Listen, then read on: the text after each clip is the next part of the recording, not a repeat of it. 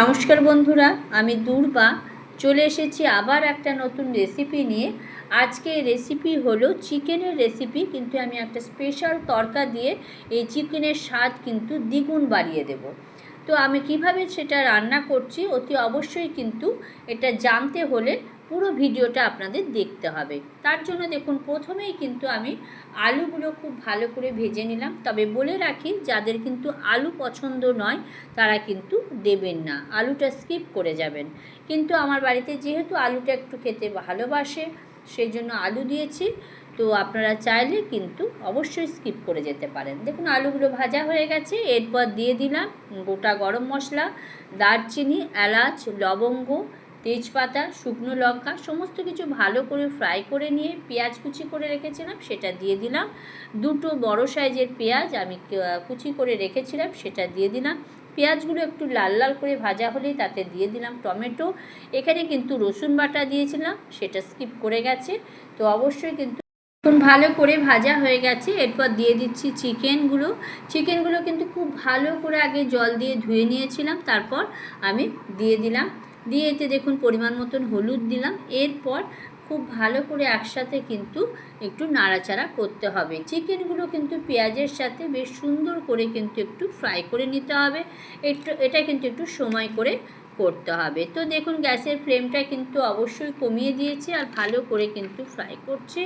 এখানে কিন্তু অল্প একটু কাশ্মীরি লঙ্কা অ্যাড করলাম, যেহেতু কালারটা খুব সুন্দর হবে। আর এর সাথে দিয়ে দিলাম জিরে গুঁড়ো, ধনে গুঁড়ো আর নুন। এই সমস্ত কিছুই কিন্তু একসাথে দিয়ে দেবেন। দিয়ে ভালো করে কিন্তু চিকেনটা কষে নিতে হবে। দেখুন, খুব ভালো করে কিন্তু চিকেনগুলো কষে নিচ্ছি। গ্যাসের ফ্লেম কিন্তু কমিয়ে দিতে হবে। দেখুন, নাড়াচাড়া করে এরপর কিন্তু আলুগুলোকেও আমি দিয়ে দিলাম। এই চিকেনের সাথে আলুগুলো কিন্তু দিয়ে দিলে আলুগুলো খুব সুন্দর করে কিন্তু মশলার সাথে কষা হয়ে যাবে। এতে করে কিন্তু স্বাদ দ্বিগুণ বাড়িয়ে দেয়। আমি যেভাবে করছি একবার অবশ্যই বাড়িতে করে দেখুন, খেতে কিন্তু ভীষণ সুন্দর হয়। তো আলুগুলোকেও দিয়ে দিলাম, দিয়ে বেশ নাড়াচাড়া করলাম। কিছুক্ষণ ধরে ঢাকা দিয়ে রেখে দিলাম। আবার ঢাকা খুলে দেখুন একটু নাড়াচাড়া করতে হবে। দেখুন, চিকেন থেকে কিন্তু জল নিজে থেকেই বেরিয়ে এসেছে। তো একবার করে নাড়াচাড়া করে দেব আর একবার করে ঢাকা দেব। এইভাবেই কিন্তু ঢাকা চাপা দিয়ে রান্নাটা করতে হবে।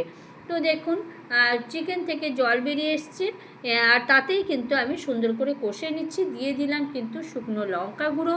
যাদের পছন্দ নয় স্কিপ করে যাবেন। এই সময় কিন্তু কাঁচা লঙ্কা বাটা দিয়ে দিতে পারেন, তবে শুকনো লঙ্কায় আমি দিলাম।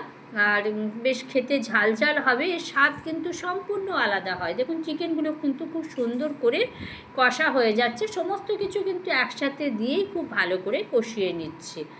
তো দেখুন, ভালো করে কষা হয়ে গেছে। আবার ঢাকাটা খুলে নাড়াচাড়া করছি। কতটা সুন্দর যে কষা হচ্ছে দেখেই বুঝতে পাচ্ছেন।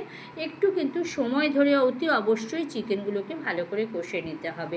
আবার দেখুন, ঢাকা চাপা দিয়ে দিলাম।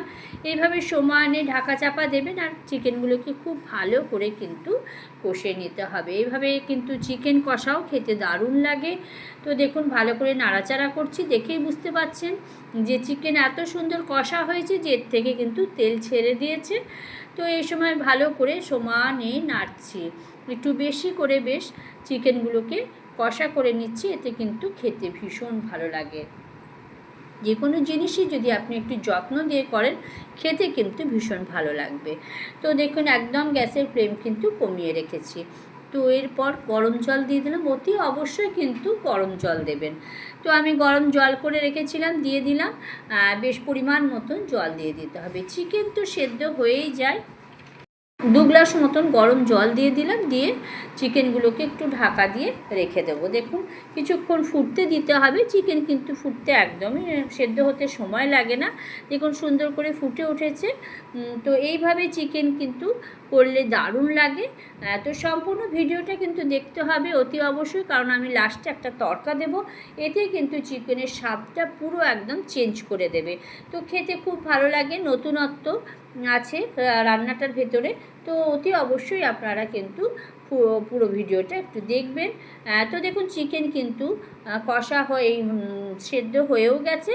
আর দেখুন, গাঢ় হয়ে গেছে গ্রেভিটা। তো এই সময় কিন্তু আমি গ্যাসটা বন্ধ করে দিলাম। আর এদিকে দেখুন, একটা তড়কা রেডি করছি। দেখুন, দিয়েছি তেল দিয়েছি, আর এর সাথে তেলের সাথে কিন্তু দিয়ে দিয়েছিলাম অল্প একটু ঘি, 1 চামচ মতন দিয়ে বেশ ভালো করে গরম হয়ে যাওয়ার পর দারচিনি, এলাচ, শুকনো লঙ্কা আর অল্প একটু রসুন কুচি দিয়ে দিলাম। দিয়ে একটু ভালো করে কিন্তু ভাজা ভাজা করে নিতে হবে। অল্প একটু কাশ্মীরি লঙ্কা দেবো, এতে করে কালারটা কিন্তু খুব সুন্দর হবে। দেখুন রসুনগুলো আগে একটু ফ্রাই করে নিচ্ছি। দেখুন এইভাবে ফ্রাই করে নিতে হবে। গ্যাসের ফ্লেমটা কিন্তু কমিয়ে দেবেন অতি অবশ্যই, নইলে পুড়ে যাবে। তো দেখুন রসুনগুলো ভাজা হয়ে গেছে। এই সময় কেশরি মেথি দিয়ে দিলাম। কেশরি মেথি দেওয়াতে কিন্তু এত সুন্দর একটা গন্ধ বেরোবে যে এতে কিন্তু চিকেনের স্বাদটা একদম চেঞ্জ করে দেবে। দিয়ে দিলাম একটুখানি কাশ্মীরি লঙ্কা, তাতে কালারটা সুন্দর হবে। তো ব্যাস, এবার এই তড়কাটা এই চিকেনের মধ্যে দিয়ে দিলাম। এইভাবে চিকেন রান্না করে দেখুন, খেতে কিন্তু অসাধারণ হয়। অতি অবশ্যই কিন্তু একবার বাড়িতে ট্রাই করে দেখবেন। এরপর তড়কাটা কিন্তু খুব সুন্দর করে মিশিয়ে দিলাম। চিকেনটা কেমন লাগলো রান্নাটা অতি অবশ্যই কিন্তু কমেন্ট করে জানাবেন।